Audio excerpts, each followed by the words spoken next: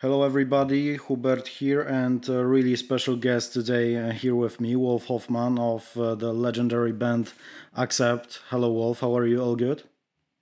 Everything's peachy. How are you, Hubert? Yeah, yeah. You said it well. With I the like your name, Hubert. That's a R. German name, also. Yeah, Hubert. I think so. Yeah, Very thank you so good. much. Yeah, I'm really good, and I want to start like this. That I would say what an incredible year it is in the terms of, I would say, releasing great albums by the heavy metal legends, Saxon, Judas Priest, and now Accept. Fun fact: all Hmm. these records were produced by one man, Andy Snip. And but my question is, how does it happen that bands like Accept, Judas Priest, Saxon, after being so many years on the stage, are still delivering the fresh, vital heavy metal records? Well, I guess I can only speak for us, but I mean, we like what we do. We have a lot of fun in what we do, and a great team in the band, a great camaraderie, great atmosphere. We got a fantastic producer, Hmm.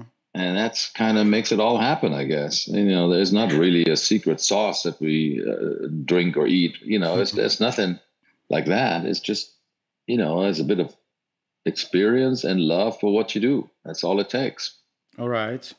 And while working on Humanoid, Hmm. was that process typical, like the previous albums, or maybe was there something special about the process of recording this one? No, this one was kind of back to normal. The last album, "To Mean to Die," happened during COVID, so Hmm. that was a bit unusual because we had to record remotely with Andy, and there was some unusual circumstances there. But this album was pretty much back to normal. We all recorded most of the stuff in Nashville in my studio. We went somewhere else for drum recording, and then Andy finished up the mixing and mastering and all that in his place in England. Hmm. But that was kind of the normal routine that we have as far as that is concerned. So as far as yeah, yeah, it was all pretty much normal there. Okay, sure. So you're back to normal, as well as, for example, concerts are, and the festivals. And I feel like the festivals and the concerts, especially the rock and metal ones, are doing really good in the recent Hmm. years after COVID. So many shows are sold out. Everything basically is sold out right now. So what do you think? What's the reason for that? Well, yeah, I mean, after COVID, I mean, during COVID, everything went crazy, and it changed everything for a lot of people. I mean, especially the concert business suffered tremendously, and now it seems on the surface to be back to normal, but it really isn't because I'll tell you why. Because during COVID, a lot of people changed their jobs. I mean, in the music business, especially, all the Hmm. road crew and the people that work on festivals, and on concerts. There's a lot of security company, catering companies, drivers, and all this personnel that we need for touring. That a lot of them left the business because they took other jobs during that time. And now that it's all back in business, the costs have exploded. So that means two things. For us, it's very tough to go on tour right now, and also for promoters, it's not as easy to calculate profits and all that. That's Hmm. why sometimes promoters and people go out of business right now because they still haven't recovered from COVID times. So unfortunately, that will mean in the long run, I think the only solution is that ticket prices will go up even further Hmm. because um, because musicians need to make money, crew people need to make money, promoters, and it's just the costs have exploded even for hotels and airlines and tour buses. All that it's a tough market out there right now. Even though Hmm. I'm glad that everything's back in business, I'm glad to be out there again and to be touring, but it's not going. It hasn't gotten easier. Let me tell you that. Mm-hmm.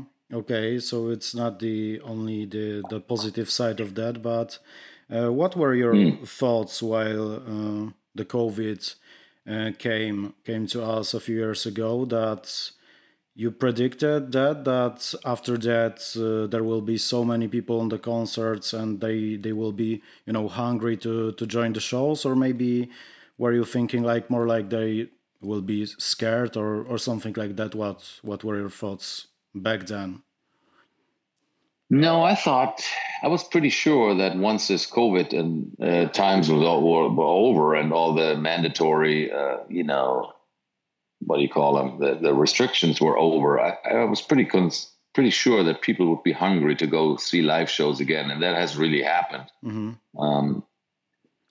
Yeah, but you also have to understand that it was quite a bit of a backlash because nobody could tour during these COVID times, and then when finally the doors opened, everybody was ready to go out at the same time, and fans could not really. I mean, sometimes there were weeks with 10 concerts in one city or more, and fans can only go to so many concerts, right? Yeah. I mean, you cannot possibly afford to go everywhere. That's why there was a bit of an overrun there. But hey, I don't want to sit here and just complain about everything. I'm just very happy that things are back in business. I'm just telling you how it is, Yeah, sure. So let's get back to 2024, because talking about the shows, concerts and festivals, you guys are headlining the Park stage on Mystic Festival in Gdańsk this year. It's a great festival and a great location, I can say, because I was there last year. So what are your expectations before this show in Poland? I'm super excited because we're going to bring some new songs from the brand new album with us. We're going to have Joel Hoekstra with us as a third guitar player. And, things are just going to be amazing. I'm very much looking forward to see, to play in front of the Polish audience again, because we always loved playing Poland. We've gone there, I don't know, for 30, 40 years. Even in the 80s, we went there once or twice. It was brilliant. I've always loved going to Poland. Sure. You guys have changed the record label for the release of the new album, Humanoid, for Napalm Records. Was there any specific reason for that? Well, our old contract had run out with Nuclear Blast, and Napalm just came in at the right time and made us a great offer. And they seem to be a very dedicated, up and coming, but a very dedicated, smaller label that understand metal very well, and they seem to be just the right choice at the time, because things had changed with Nuclear Blast quite a bit. They got bought up by a big corporation, and that really changed a lot of things for us and other artists. It was no longer the same company that we signed up with all these years ago. So things had really changed to the point where we felt the switch might be good for us. Okay, sure. How do you look like at, I would say, the AI subject these days? As Humanoid is inspired by AI technology and all that stuff, all these things. Is there more danger in it, or the benefit? Maybe in the world of art and music, because this whole subject is too large to talk about it in the general. Yeah. I mean, it's a scary idea. It's so good, and so it happens so fast, and changes are really coming overnight almost. Like I tell you, I used to say I'm not scared. I'm just a little concerned about AI, because I always thought human-made songs are just going to keep their value, and it's not going to get replaced by anything.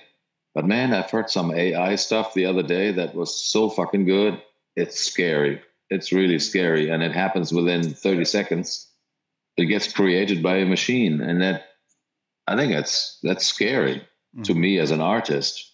I'm really starting to rethink my attitude about it.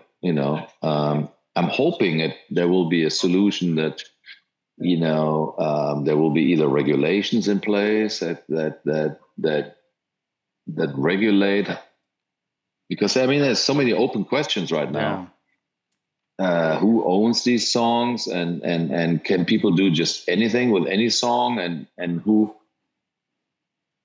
because there's a theory that, and it's not just a theory, it's a fact that AI takes existing artwork as a reference and as an inspiration and makes its own version out of it. It's never really original art, So there's just too many open questions, and I'm hoping that we can find a way to deal with it. It's very similar to what happened when MP3s first came out, and there was Napster, and everybody was saying, "Oh, music is free now. How's this going to work?" And the technology was already there, but society hadn't figured out how to deal with it. And it's going to be almost the same with AI, Yeah. Have you? And I'm hoping that fans really have a loyalty to the people who make the music and not just the music itself. If you know what I mean? Yeah. And in our case, we've got fans who followed us for generations. So I'm not personally that afraid of it, but I'm thinking if I was a young band now or a new artist, you have to compete with AI generated stuff. Yeah. Yeah, I think the rock and metal community, bands are maybe more safe than the pop music or something like that, because the metal scene has always, the strong group of supporters that buys albums, that goes to the concerts. So exactly. That is my hope, and I'm pretty sure, Accept fans will still be Accept fans and not switch over to AI version of similar metal or whatever, just because it's there. Yeah. And have you guys used any AI solutions while working on the new album? Only for visual stuff during a video. We actually, and that is on purpose, we will create a new video based on AI, just because it's the subject that we're talking about for this video, but nothing else really. No. Mm-hmm. Sure. Everything else is made by humans and handmade in real time. Great. An old school way. Yes, very old school. So maybe let's talk about the perspective of you as a listener right now, because how do you listen to music these days? Is it maybe streaming, or you maybe have some special rituals like listening to vinyls, CDs, stuff like that, the more the old school stuff? I have to tell you a little dirty secret. I don't really listen to much music. Okay. Which might surprise you, given the fact that I am making music, but I'm not much of a music consumer. And if I do, I listen to classical music. But then again, I like streaming. Actually, when I'm driving in the car, I just turn on Spotify or something and pick a subject that I'm in the mood for and just let it sort of do its thing. Mm-hmm. And I'm not much of a metal listener even, because and also very often I like just quietness, to be honest. Mm-hmm. Even when I'm on the road, I'm in my hotel room, I don't even turn on the TV most of the time. I like quietness as a contrast to making metal on stage, because that's all the music I need during the day. A couple of hours on stage is fine. And then when I'm working in the studio, on songs all day, the last thing I want to do is then listen to more music when I'm done with that, Yeah, and have you always been like that, or maybe that changed at some point of your life? I've kind of always been that way, to be honest. Mm-hmm. I mean, when I was a teenager, I bought some albums, and in my early 20s, I bought some other stuff, vinyl and such. But at some point, I stopped doing it because I was always working on my own music. Mm-hmm. And yeah. Okay, so you're not the metal fan, you know, checking the every album that is No, releasing. no, I don't. And part of the reason is because, I mean, luckily I still have many and hopefully pretty good ideas for songs. Hmm. And I'm a little afraid that if I listen to all the metal that's out there, it's going to influence me too much. So I don't really need it as inspiration, and I'm almost a bit afraid of it. If I think if I listen to all that stuff, my next song is going to start sounding like them, if you know what I mean. Yeah, sure. So yeah, so while you're working on the new music, the guitar riffs, stuff like that, you have something like a big folder in your computer, or how does it look with, you know, your ideas I for the music? I do. I have big folders, but usually per album I make one big folder, you know. And usually with every album I start fresh. I start okay. Okay. I never even listen to the old stuff. Yeah. Oh, at least not initially. Sometimes if I have the feeling, okay, I'm pretty empty. I don't have any ideas right now. Sometimes I go back to previous years, but very, very rarely do I use anything because I feel very often, well, that's old. That's not so exciting. I've already heard that and I've already worked on that. It didn't make the cut last time. So maybe it's no, I don't know. There's a certain, you know, as Yeah. an oldness attached to it. It's not as exciting as if a new idea. Yeah. Because to me, I always have this sort of attitude.